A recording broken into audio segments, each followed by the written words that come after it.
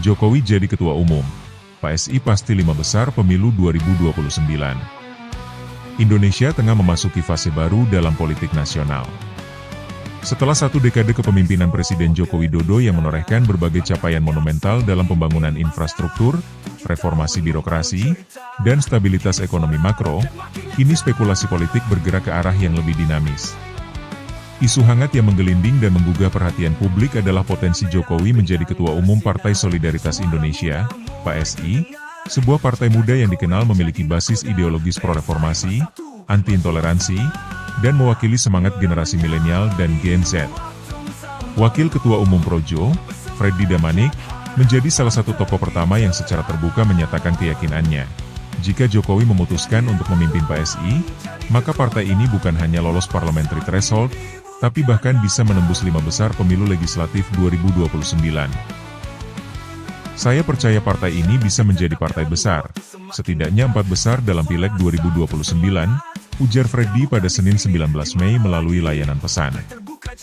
Kekuatan Jokowi di atas parpol. Tak bisa dipungkiri, Jokowi adalah satu dari sedikit tokoh nasional yang memiliki legitimasi elektoral yang sangat besar, bahkan melampaui partai. Basis loyalisnya tersebar dari Sabang sampai Merauke, dari akar rumput hingga komunitas diaspora Indonesia di luar negeri. Dalam banyak survei, elektabilitas personal Jokowi selalu berada di atas 80% selama hampir 2 periode pemerintahannya.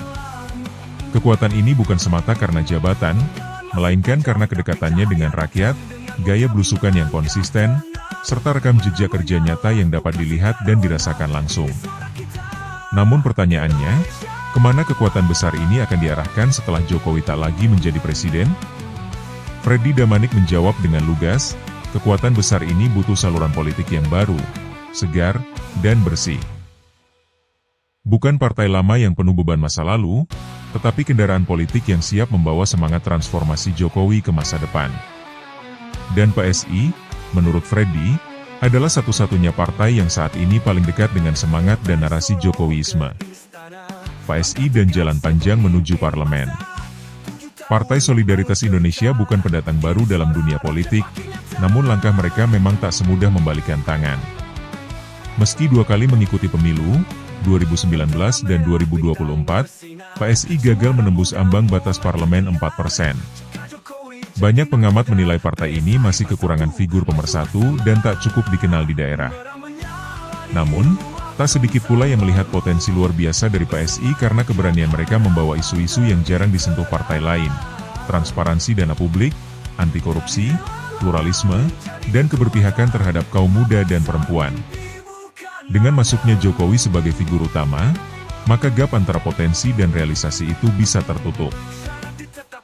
Jokowi bisa menjadi katalis transformasi PSI dari konsolidasi relawan Jokowi, kunci kemenangan. Selama 2 periode Pilpres, Jokowi dibantu oleh ribuan simpul relawan dari berbagai latar belakang, profesional, petani, mahasiswa, guru, buruh, hingga pegiat UMKM. Relawan-relawan ini bergerak secara organik, militan, dan punya loyalitas kuat terhadap sosok Jokowi.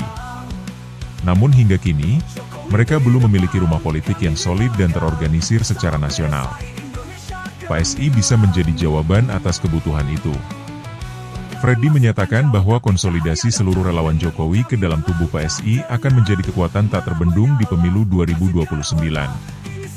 PSI belum sebaik partai-partai besar lainnya, oleh karena itulah konsolidasi seluruh pendukung Pak Jokowi menjadi kuncinya, ujarnya.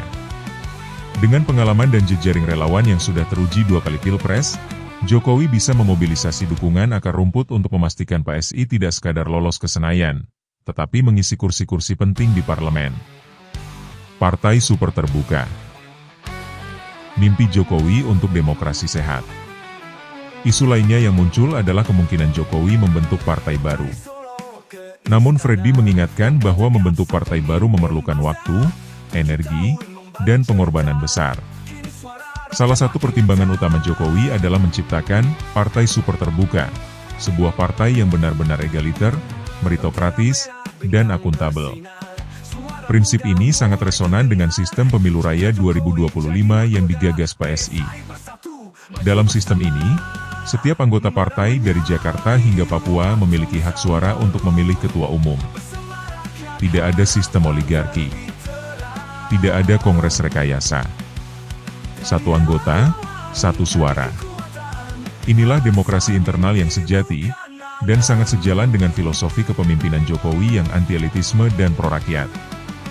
Sistem ini akan diuji dalam waktu dekat saat PSI menggelar pemilu raya 2025. Sejumlah nama mulai disebut-sebut, tapi publik dan kader kini menunggu. Apakah Jokowi akan maju? Syarat menjadi ketum PSI dan skenario 2025. Untuk bisa maju sebagai calon ketua umum PSI, seseorang harus memenuhi syarat sebagai berikut. 1. Mengantongi kartu anggota PSI yang sah. 2. Mendapatkan dukungan minimal 5 Dewan Pimpinan Wilayah, DPW. 3. Mendapatkan dukungan minimal 20 Dewan Pimpinan Daerah, DPD. Jika Jokowi serius ingin memimpin PSI, syarat-syarat ini bukan hambatan. Justru, dalam hitungan hari, ribuan DPW dan Jokowisme pasca kekuasaan.